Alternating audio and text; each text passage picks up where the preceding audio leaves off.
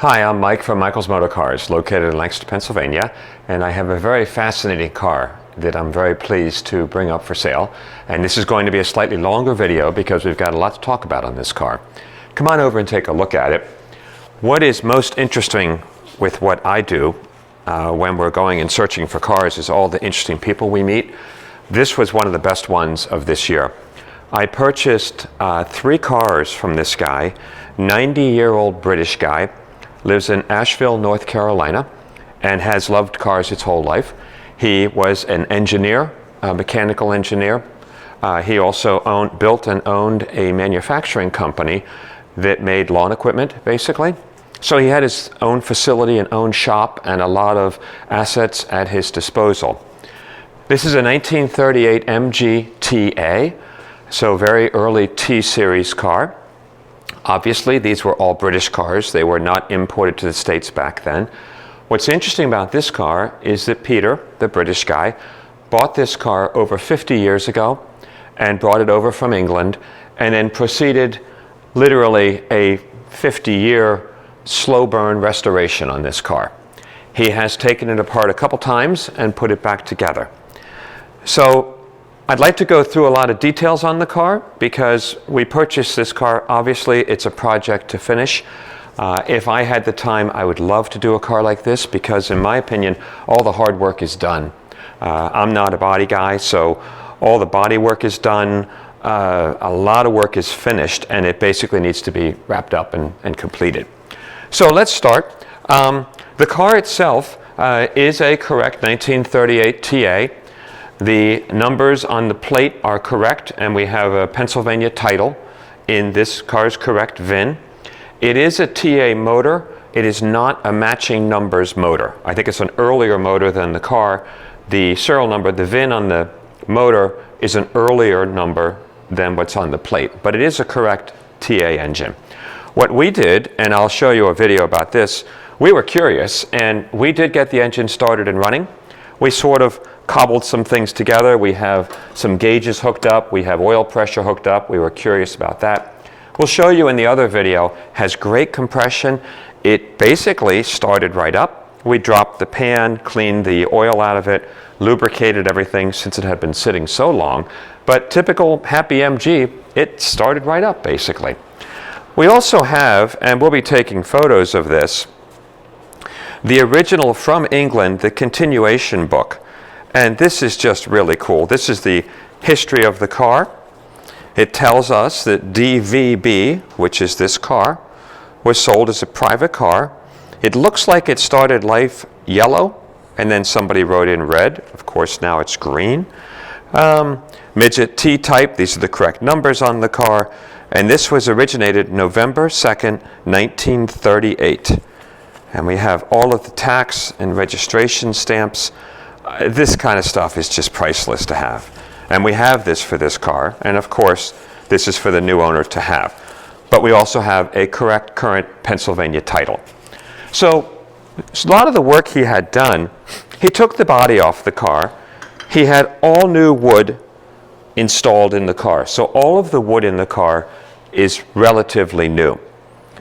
He had these varnished new floorboards, the boards back here, all of the wood around here, all of the wood where the hinges are.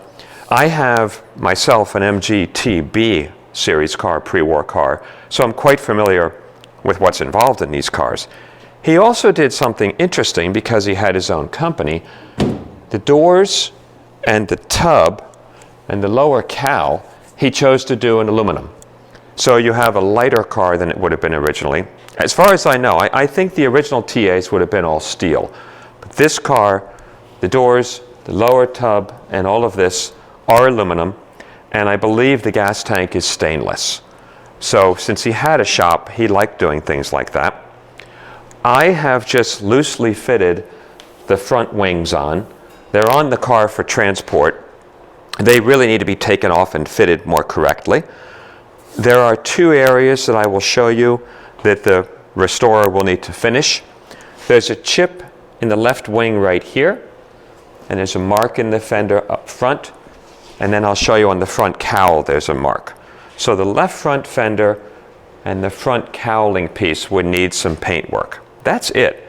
The rest of it, it's a nice paint job, well done, beautifully redone dash. This is gorgeous. The wood is gorgeous. This is new. He had a lot of new parts that I have assembled to the car so you can see them. The headlight dip switch is new. The ignition switch is new. Again, we have it loosely wired in so I can start the car for you later. He also has a brand new correct wiring loom in the entire car. It's laid in the frame. It's ready to be hooked up. This would be such a cool project to do. I really wish I had the time to do this car because it's so ready to get finished. As we come over here, I have a lot of the parts laid out so you can see them. Of course, when you take on a project like this, the question is, what am I getting and what am I going to have to find? This car is about 90% there. There are very few pieces missing from what I could tell. We do have the original British plates, which are cool, and they're correct, DVB 230. He bought a complete interior kit, and it is leather. It's a beautiful kit. So he has the seat cushion, the seat leather facings, the door panels, all the trim pieces. He has the original, of course, all weather protection windows, and then he has all new fabric to put over these frames. So all those pieces. Over here, and he made all of this. We have the wooden frame finished for the seat back, the seat cushions. He has the tracks on there. They were ready to go. So a good upholstery shop can wrap this up fairly quickly. Coming along here, we have the bonnet to the car, and that is all in excellent condition. Paint is excellent. The top pieces, the side louvered pieces. He did not get a top that I could see. So this is the original convertible top to the car, all the original bracing.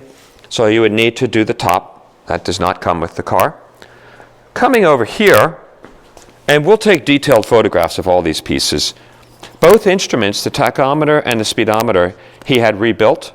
They have stickers on them. They're either brand new or they're rebuilds. It's hard to tell because they look new. He has a smattering of new parts, old parts, new chrome trim pieces for everything in the interior, where the side curtains go on, the seat back adjustment. Coming around here, he was buying new cables.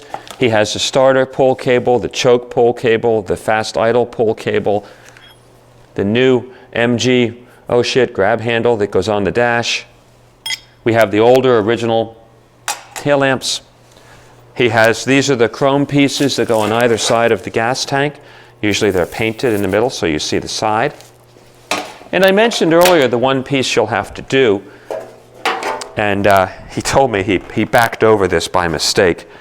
This is the front piece of the car, and there's slight damage right here. It's torn right there. So this needs to be bent down and welded and then resprayed. So this is the one piece combined with the left front fender. It needs a little bit of work there, and that's pretty minor in the scope of things. So I really think that without a lot of work, we know the car runs. The hydraulics are hooked up. The brake hydraulics appear to be working. Of course, I've not driven the car. So what a fun winter project this would be to complete it. We've got the original correct banjo steering wheel, which is neat. Again, as we go around, all new wood everywhere. That's what to me is so painstaking to get done on these cars. Nicely done. Coming here, it has the correct original carburetors. I cleaned them up and got them so that they function. They should be rebuilt, actually, but I got them to work well enough that later on we can start the motor and you can see it and hear it. Radiator shell was re-chromed. Headlight buckets were not. A little bit of damage here. So whoever gets this car can decide if they want to have original patina or they want to do a show car. You really could go either way with this car at this point. But it'd be an awful lot of fun. So again, to just summarize, British guy, 90 years old, brought this car over 50 years ago. It's been in his shop for 50 years, putting it together. And it'd be a wonderful project for someone to buy. So please ask us any questions you may have, and we'll be happy to answer and help you with anything. Thank you.